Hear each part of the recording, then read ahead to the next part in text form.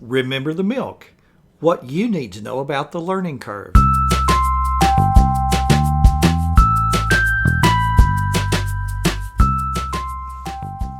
In the world of technology, good things are replaced by better things. Sometimes a good service disappears. Sometimes we find something that better meets our needs. In 2001, I moved from my trusty paper planner to a digital calendar and digital task list combination. For 10 years, Outlook served me well. In the fall of 2012, I moved to Google Calendar and Toodle-Doo, along with Google Contacts, Evernote, and Gmail to round out my productivity suite. In October 2018, new leadership at Toodle-Doo and the announcement of new changes in their plans caused me to search for an alternative.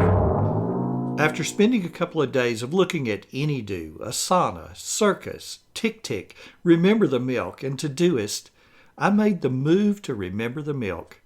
You'll find more on what led to my decision in a post on my blog appropriately entitled, Remember the Milk, Why I Made the Move. A reader asked me to write about the learning curve I experienced. Also, this reader wanted to know if I thought upgrading to the Pro version was worth the $40 per year price. In this post, I'll approach the question in more general terms and then drill down to the specifics of Remember the Milk. Whenever you think about a switch, do these things. Number 1, search the proposed software on YouTube. You'll likely find demos geared to the new user. Second, create an account and practice with it. Many services offer a free plan, and the ones that don't generally offer a free trial. As you watch the demos, try entering your own data. Think about how you use your current software on a day-to-day basis. Try performing those same functions on the new software. Number 3, search for online comparisons. In my case, as I was trying to compare Asana with Remember the Milk, I performed a Google search for Asana versus Remember the Milk. You just might find someone else has done some extensive comparison and is happy to share their findings. Number 4, explore how to export from the old software and import into the new. A few minutes of research could save you many hours. When I switched from Outlook to Toodle-Doo, I found I could export my Outlook task to a spreadsheet. I also found I could import into Toodle-Doo via a spreadsheet. Therefore, I didn't have to rekey anything, nor did I have to manually copy and paste task after task. Likewise, Remember the Milk offers a dedicated set of instructions on importing from one Remember the Milk account into another, importing from Todoist into Remember the Milk, importing from Toodle-Doo into Remember the Milk, and from Wunderlist into Remember the Milk. In the text of the blog post for this episode is a link that'll give you more information. Number 5, keep your old software intact. Do not remove your data or delete your account in the software you're leaving. If something does get lost during the importing process, you'll be glad you have the original as a reference. Also, if after a few days you decide the decision was not the right one for you, you can go back to your old friend. Number 6, get familiar with any user forums within the software or opportunities to ask tech support questions. Like anything new, you will have questions.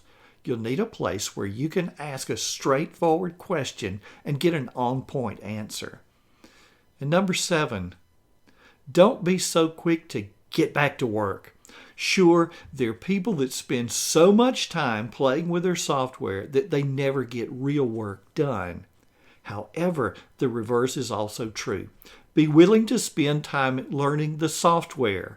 You'll quickly learn the basics, but if you're not careful, you'll find yourself using those features extensively and never learn about other functions that aren't as obvious but add great functionality. You know, new software is like a new car.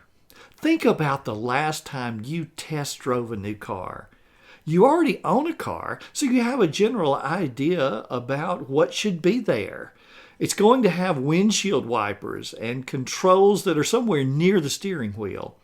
But in some models, they're on the left. In others, they're on the right.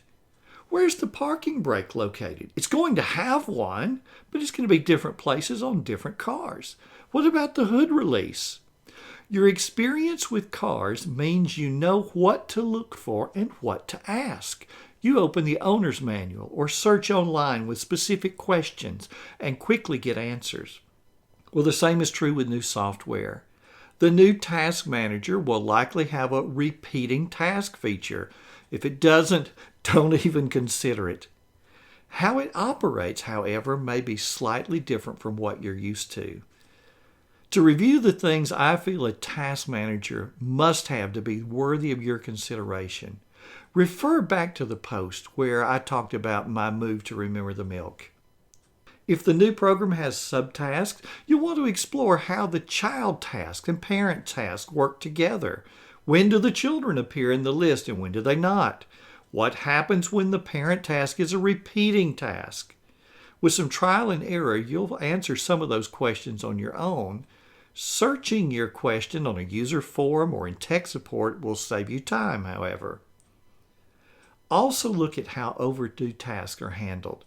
Will you need to manually move from day to day, or can they be moved in mass? Now let's talk about my own learning curve with Remember the Milk. In short, I was up and going the same day.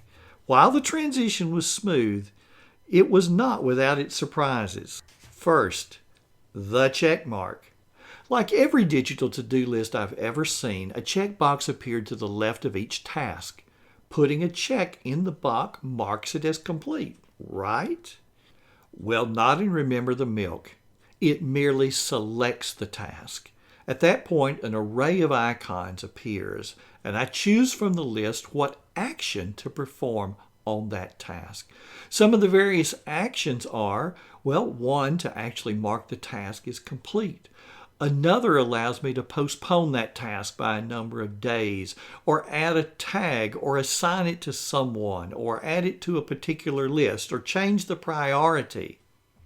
Some people may raise an eyebrow that it takes 2 mouse clicks to check off an item. However, this checkbox arrangement allows the user to multi-select items and perform the same action on all of them at once. Fewer mouse clicks.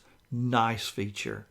Also, another nice feature is the assortment of keyboard shortcuts. When I select one or more items, the letter C marks it or all of them that I checked as complete. Putting a number, 1, 2, 3, or 4, assigns a priority. The letter P brings up a menu where I select how many days to postpone a task. Next, let's talk about drag and drop. Some of you will love this feature and others will hate it. When in the today, tomorrow, or this week views, the tasks automatically sort by due date, which is what I want. Choosing a sort by priority gives me that secondary sort that I like to have. It lets me segment my day into the Fab Five, followed by the tasks to see in the morning, the afternoon, and the evening. After sorting by priority, sorting by drag and drop allows putting tasks in a very precise order, so that within that Fab Five, I have number 1 at the very top. As far as tasks for the morning, I can put those in the order that I want to do them. Same for the afternoon and same for the evening. However, once you finish, don't touch that sort menu again, at least not until you want to plan for tomorrow. As the day goes on, any tasks added for today wind up at the bottom of the Today section, even though they may have been assigned a high priority. If I then resort by priority, tasks jump to the proper section of the list, but everything I had dragged and dropped reverts back to its original position. One thing drove me crazy at first. When you drag a task to its new spot, be sure the tasks above and below separate, leaving you a space to drop the task. Otherwise, you wind up dropping one task on top of another. In the Pro version, that's one way to create a subtask. The task being dragged becomes the child. The task it's dropped upon becomes the parent. If you're not careful, you wind up having to undo your action and then try again. If you're using the free version, you get a nasty message that this feature is only available to Pro members. Next, let's talk about the Pro version and subtasks. The reader question asked about whether the upgrade to the Pro version was worth the price, the $40 a year. I did upgrade, and one of the Pro features I use most is Subtasks. I'll give you an example. Handling Christmas cards is one of the annual responsibilities that I have. It's technically a project because getting those Christmas cards in the mail requires a number of different actions that can't all be done in one sitting. So here's how that looks in my Remember the Milk setup. If you'll go over to the text of the post, you'll see a couple of diagrams there where I show you the subtasks that are underneath it.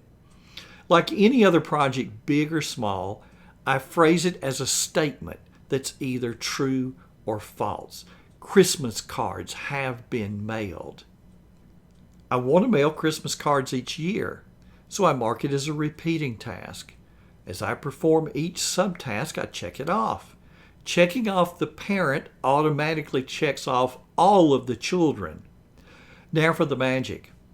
After I check off the parent, it comes back at the appropriate time next year, as do all of the children. I had to get used to how children display. Any child that is due today will show up on the today list, unless the parent also has a due date of today. A child does not display if its parent is on the same list. Today is a list. Tomorrow is a list. This week is a list.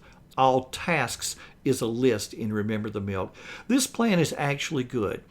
When I want a bird's eye view of my all tasks, having the children hidden underneath the parent keeps the list from becoming overly long and cluttered. Now, this explanation probably seems confusing if you're not already using the Pro version of Remember the Milk. But once you start with the Pro version and you begin using Subtasks, come back and re-listen. This explanation will become clearer. The Pro version and attachments. Often a task has a digital document associated with it. I have always had some method for including a link to a related document in the task notes or adding some type of reference to where that related material can be found. Remember the Milk works with Dropbox. You can attach to a task any file currently in Dropbox. You can also simultaneously add a file to Dropbox and attach it to a task. Mousing over the attachment name displays a miniature preview of the document. One click opens the document in a new browser tab. Okay, so where do we go from here? If you're thinking about becoming a Remember the Milk user, or if you're starting your journey with Remember the Milk, I can help. After beginning my own journey, I created an ebook. It's free, but only to people who are part of my email list community. You can join right now. Come over to the website, frankbuck.org. Right below my picture on the homepage, you can sign up. Now, I plan to write an advanced Remember the Milk ebook. I'm not sure when that will publish, and I'm not sure whether it's going to be a freebie or whether there'll be a cost. But in either case, email subscribers will hear about it first. Now it's your turn to leave something in the comments over on the blog post. If you use Remember the Milk, what tips do you have for other people? And if you're a new user or a prospective user, what questions do you have? I respond to all comments, so here's your opportunity. This has been Frank Buck. Thanks for listening. Now go and make today count.